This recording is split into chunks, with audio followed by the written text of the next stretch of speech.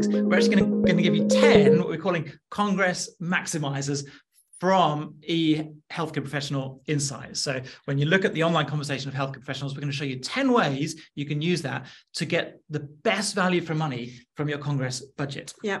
And we coined the term eHCP. What did you mean by that? Yes, eHCP, because just like email was a digital version of mail, the eHCP, we were always saying the online healthcare professionals, the social media healthcare professionals, and we thought eHCP is a quick way to wrap that up in one phrase. Thank you.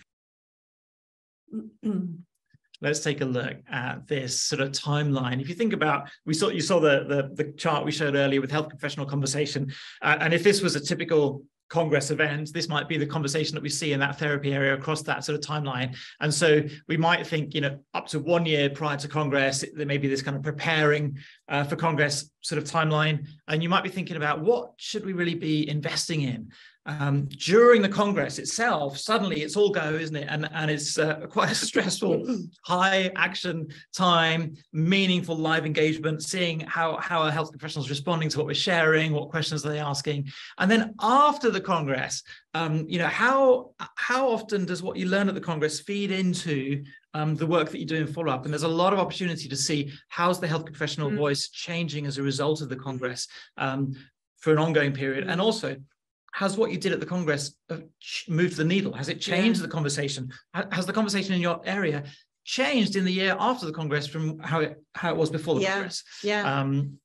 And perhaps of the data that was shared at the Congress, are there any misconceptions emerging in the conversation that you can be addressing? Exactly, those kinds of things. Yeah. Exactly. And so we'll take a look at that. Let's dive into some of these. So the first phase, this kind of preparing for Congress, where you might be thinking about what to invest in. Let's take a look at a few opportunities here. The first one, and we're going to dive straight in with the really exciting area, digital opinion leaders. And if you can plan this out well before the Congress, you'll have so many opportunities to make the most of the digital opinion leaders who are going to be there, or potentially who aren't even going to be there in person, but might be in that wider online conversation somewhere else in the world. And that's an opportunity which is often perhaps overlooked by the industry, that there may be collaborations and partnerships and opportunities away from the Congress floor, somewhere else in the world, with healthcare professionals who may not have made it to fly out to the event itself.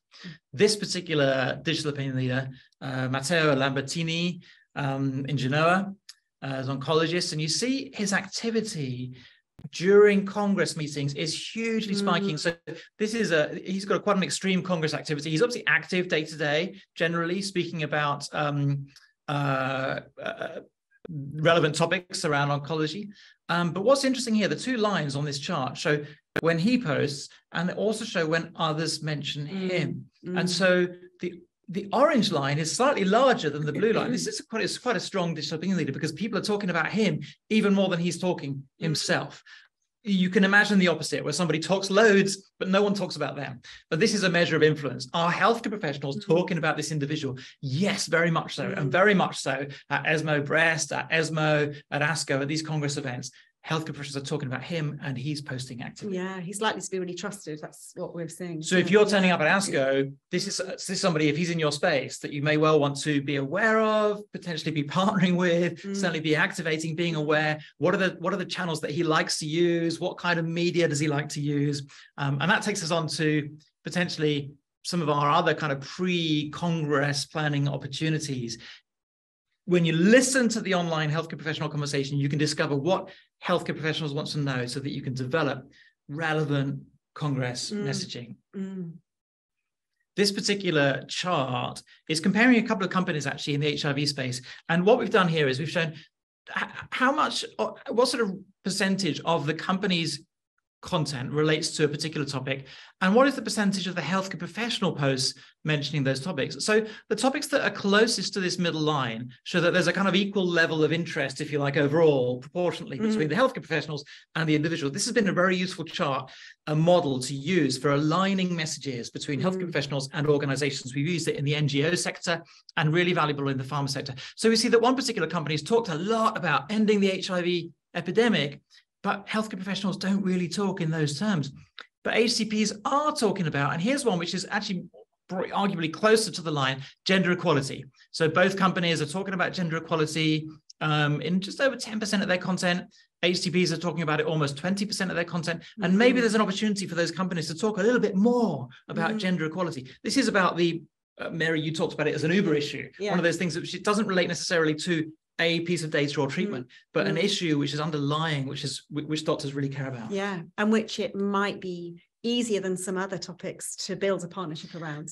Imagine if you saw this insight and then you thought, great, doctors care about gender equality. Let's develop a message around that ahead of the Congress, which we can actually start talking about and get doctors to come to our stand and engage around it or whatever. Yeah.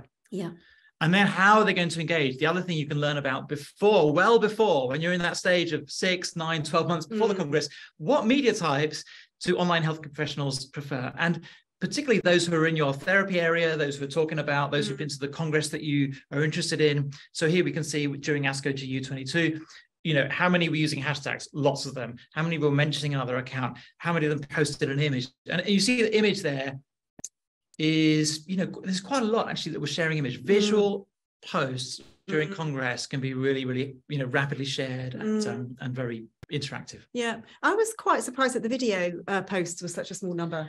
And I think that, video, we know video is really important on social media. And again, it depends by channel, but video is, really popular and important. But during Congress, I suspect what we see is there's so much activity on social media. Doctors are reading, posting, retweeting, sharing, this kind of thing. And I suspect that, the video might come later or in the run up before and this kind of thing. And I think at the time, it's just like snapshot, share it, take a picture of a slide, share it. And that's why I think we're seeing more images than videos shared at the Congress, quite a lot more. Yeah. Okay, great. So that's your first 3. Now, during the Congress itself, this is the opportunity when everything's happening. Here's the opportunity for kind of meaningful live engagement. That is to say, if you're on the ground at the Congress, how could the insights from healthcare professionals actually inform the conversations you're having and with whom? If you could get rapid insights on healthcare professionals' reactions. So first of all, how are healthcare professionals reacting to your data? Assuming that you're presenting data in one format or another, you could be ready on your stand for the kind of conversations that you might need to be having or that might be an opportunity for you to have face-to-face. Yeah. We can see examples here of, both posters and presentation sessions that are being shared by healthcare professionals in a really positive way. And again, that's an opportunity to engage and to figure out what did they like about this trial that we could actually build on and talk about. And you can have your QR codes ready so that you know what are the pieces of evidence that your Congress attendees really care about, so you can have it ready. Absolutely. Go straight there. Great. Connected with that, what are the live issues that are emerging so that you can really prepare discussion points? Now, these may not be things that you'll have an answer to straight away. If it's a surprise, you will often learn something brand new about HCP reaction to your data, and you may not be able to solve it straight away. But if you've got, potentially colleagues around who can put that together, you may well be able to get some fast discussion points or something that you can do a future communication with and so on. So, for example, here, a post as ESMO 22, I would like to see future analyses showing, the difference here. Somebody else talking about costs. So issues that are coming up that healthcare professionals are discussing, that are resonating, being aware of that and figuring out if somebody talks about costs, did it get a lot of likes? So 17 is quite a high number for a healthcare professional post, 8 retweets. So we see that was a topic presented that resonated, and it may be a useful one to pick up on. Yeah, and our data shows that obviously podium presentations get a lot of attention. So do the posters, but actually also so do the abstract presentations. So you've got lots of opportunities there to get your data out. Absolutely, exactly. That's right. So actually, when you're also thinking about how healthcare professionals are reacting, not only to your own data, but also of course comparators, and that can enable you to have really informed conversations. Again, face-to-face at the event and potentially follow-ups afterwards. Yeah, and the implication afterwards of this is really broad, isn't it? It might be based on what you've heard and based on how your competitor data has been received. Might you need to tweak your trial design for your forthcoming trial, build in some new a new subpopulation or a new endpoint based on what you're hearing from the experts they care about. Exactly. And this live during Congress, insight is so powerful and so timely for rapid response. And I think that you've not got to wait months and months afterwards for some other form of research or panel or whatever. You can literally get it straight away. Doctors are so open during Congress as they share their immediate response. Are they happy? Are they not happy? How do they feel about this? What do they feel? Hashtag mic drop down here at ASCO 2022. So, often quite emotional as well in their response to things. Yeah.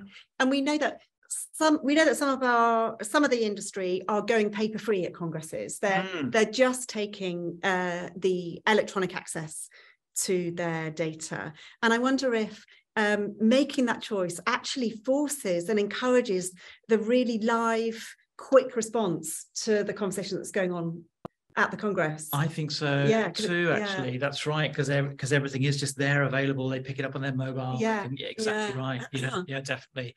And finally, for the sort of maximizers, if you like, that happen live in the room, it's who's got questions so that you can respond directly. If you know that somebody is asking a particular question, you can literally address it head on there and then, not necessarily on social media, by the way. No. There may be conversations that would be easier, even from a compliance perspective, to have face to face. And someone's asking a question, and then when they come up to your stand or when you see them, you know that this is the question that's on their mind. Yeah.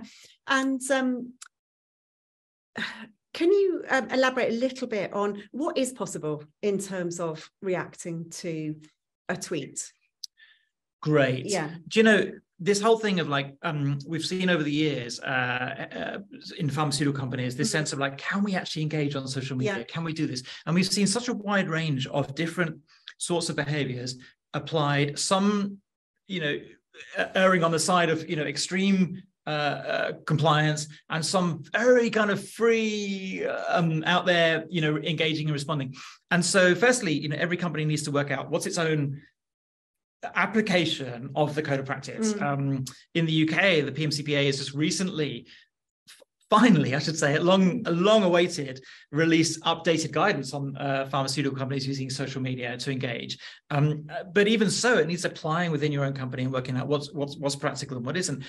Some of the tactics that pharmaceutical companies that we've worked with have used have been to maybe pre-approve examples of responses. So you could have almost a kind of war room scenario where you practice and you work out, okay, this is going out. How might health professionals respond online? And if they responded in this way, how would we reply to them? And so you could have a series of potential responses that have been, from a compliance and legal perspective, have been approved as okay responses for the public domain, or okay responses for a direct response, and to think through some of those scenarios. And I think that's a really effective way to go to the conference knowing that we've got some safe parameters we can work within, because sometimes I think having to think on your feet, how do I respond to this?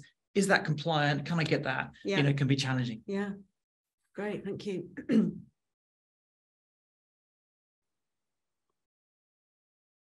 Great, let's look now at some of the things that happen after the conference, after the Congress itself. And the opportunity here is to use all that insight that you've developed to measure your return on investment, to see what's going on, and to see. One of the doctors that we spoke with, he said, during Congress, I will tweet, I'll tweet all the time. And I don't really think about anything else in terms of a longer form, but I just tweet. But he said, on the way home, I was going to review those things and I start putting some thoughts down. And later, maybe a couple of weeks later, I'll publish a blog post where I've really processed what I saw at the Congress meeting. So this is quite interesting. And there's an opportunity after the Congress to see what is the more thought through response from healthcare professionals now that they've had the kind of emotional reaction at the event or the rapid response. How does that play out over time? And does it change? Has it moved the needle on perceptions or attitudes? And, and find clues of is behavior changing? And speaking of which, here's one. Our number 8 on our list. Overall, how did healthcare professionals react to the data? Not the instant, immediate response that happens there at the Congress, but when you bring all that together and you analyze it, here's an example, and this has been anonymized, but this was a particular trial, a set of trials presented at ASCO. We broke this down. See that, one particular trial, highly positive response from health professionals who deemed it in the qualitative analysis to be practice-changing data. Another one that was really heavily criticized for its trial design itself. And so breaking that down and seeing actually overall, when you aggregate it together, what was the attitude of health professionals, that can really help to get a sense of what is the appropriate messaging and potentially what's the future demand going to be for our product when it comes out, because we're seeing, we can really get a sense of like, are health professionals loving this? Is this going to change their practice? Yeah. That's a really important message. So much to be learned, isn't there? Yeah. And again, you've not got to carry out primary market research to do this. You can see it in the conversation, the volunteering, this conversation. The sample size is potentially a lot bigger. Yeah. It's authentic because it's how they're talking to each other. There's no kind of response bias in it. They're literally seeing the data, responding and telling you and the world how they feel about it. Yeah. Now, speaking of, the kind of positive attitude to that trial, who is advocating for our data? So this comes back to the digital opinion leader question. Are there individuals who are particularly vocal and active and enthusiastic about what you've got there? So this was a particular analysis, a snapshot, a snippet from an analysis that we did around ESMO and breast cancer. We call it data disseminators, those who were really sharing actively the data that they'd seen. And you can see a couple of examples here. And there's Matteo Lambertini again, who we mentioned before, is very influential oncologist on social media. Interestingly, 10,000 followers, 1,700 eHCP followers, 17% of all his followers are healthcare professionals, but above him, Tatiana Prowl in the US, nearly 60,000 public followers and nearly 8,500 healthcare professionals actually following her. So actually a huge following. And she was very, very active in the breast cancer space. So knowing that and then being able to drill down deeper and say, well, let's understand what drives Tatiana Prowl to share things. What kinds of things was she sharing? What sort of channels? What were the topics? How did she feel about the research? Is going to allow you to decide who should you really look to engage after the event and follow up with? Yeah, what do they need? Exactly, which you will also find from their conversation. How's the best way to engage them? What do they need? And yet that engagement might be online or offline. That's probably a topic for our next webinar on digital opinion leaders. Yeah. And finally, what questions are left unanswered? Because it will allow you to plan future messaging and also future research. When you bring together the questions and say, okay, these are the questions, the concerns, the issues that came up from healthcare professionals, and we can say, right, we've answered these ones, we've got a resource for that one there, but here's a gap, and you'll be able to find that and really see. This is an interesting post, example, the one that's shown here. This product shows, the results show some potential, but not enough info yet to work out whether it's useful. And actually this was a thread, so you can see he's replied to himself underneath and saying, there's a really good solid qualitative response from somebody there talking about this, and so much insight in these kind of social media posts. Yeah, and I think the industry is thinking really carefully about, when you're building your strategic plans, your communication plans, you're thinking really carefully about what do we most need our customers to understand about our data. So you understand so well what patients need, what doctors need, and where you are differentiated. So where your data is genuinely suggesting that your drug is what the patient needs. And so you can take that, your communication plan, the key things that you want the world to know, doctors to know, and then we can actually analyze the data against those aspirations to see where you're hitting that mark and where you're perhaps falling short and need to adjust something. Absolutely, exactly right. Yeah. So there's 10 Congress maximizers to consider when you're planning your Congress, when you're running your Congress, and following Congress. So let's just summarize what we've seen here. There's the 10. Prior, as you're planning, think about digital opinion leaders, develop your messaging, plan the assets, and you can use listening to healthcare professionals online to get the insights you need to do that effectively. And during the Congress itself, be ready. You can use insights to be ready on stand, to be ready with discussion points, to inform the conversations you have, and to respond directly to particular concerns. And then after the Congress, you can build with insight by refining your messaging, engaging relevant digital opinion leaders that you may have discovered along the way, and then planning future research and messaging. So that gives you a comprehensive plan right the way through, from pre-planning through to afterwards, and measuring return on investment.